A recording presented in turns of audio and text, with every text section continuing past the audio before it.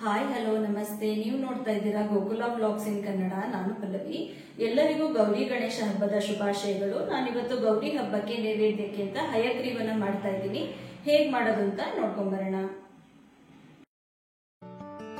ಮೊದಲಿಗೆ ನಾನಿಲ್ಲಿ 1 ಕಪ್ ಅಷ್ಟು ಕಡಲೆಬೇಳೆನ ತಗೊಂಡಿದ್ದೀನಿ. ಅದನ್ನ ಚೆನ್ನಾಗಿ ವಾಶ್ ಮಾಡಿ 1 ರಿಂದ 2 ಗಂಟೆಗಳ ಕಾಲ ಇದನ್ನ ನೆನೆ ಹಾಕಿಟ್ಕೊಳ್ತೀನಿ. ನೆನೆ ಹಾಕಿಟ್ಕೊಳ್ಳೋದ್ರಿಂದ ಬೇಗನೆ ಬೇಯಿಸ್ಕೊಳ್ಬಹುದು.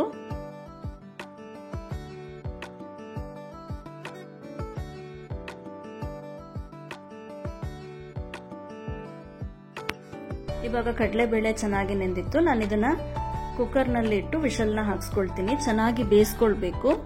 ಒಂದು 7 ರಿಂದ 8 ಬಾರಿ ವಿಷಲ್ನ ಹಾಕ್ಸ್ಕೊಳ್ತಾ ಇದ್ದೀನಿ.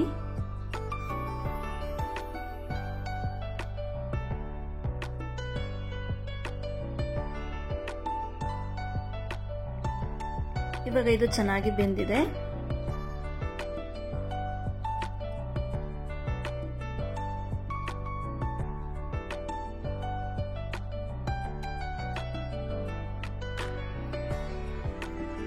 ನಂತರ ನಾನು ಇದನ್ನ ಒಂದು ಬಾಣಲೆಗೆ ಹಾಕೊಳ್ತಾ ಇದ್ದೀನಿ.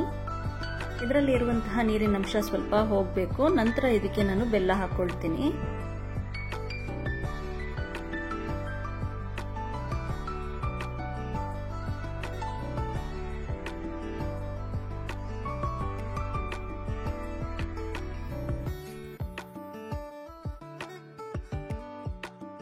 ಇದು ಸ್ವಲ್ಪ ಗಟ್ಟಿಯಾದ ನಂತರ ಇದಕ್ಕೆ ಎಷ್ಟು ಬೇಕು ನೋಡಿ ಅಷ್ಟು ಬೆಲ್ಲನ ಹಾಕೊಳ್ತಾ ಇದ್ದೀನಿ.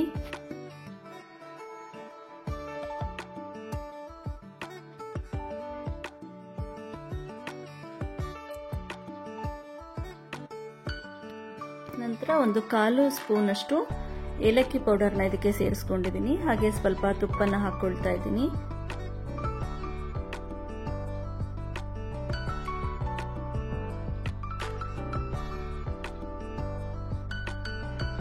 ನೀರನ್ನ ಕಮ್ಮಿ ಹಾಕಿ ಬೇಯಿಸ್ಕೊಂಡ್ರೆ ಬೇಗನೆ ಆಗ್ಬಿಡತ್ತೆ ಹಯಗ್ರೀವ.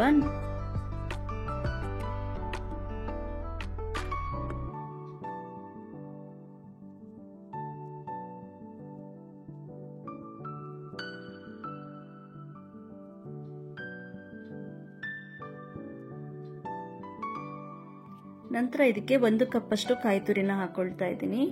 ಕೊಬ್ಬರಿನ ಬೇಕಾದ್ರೂ ಹಾಕೊಳ್ಬಹುದು.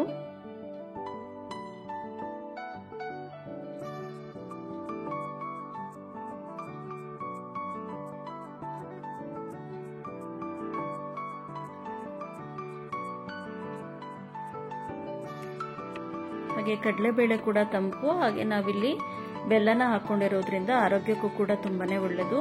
ನಂತರ ತುಪ್ಪದಲ್ಲಿ ನಾನು ದ್ರಾಕ್ಷಿನ ಫ್ರೈ ಮಾಡಿ ಹಾಕೊಳ್ತಾ ಇದ್ದೀನಿ.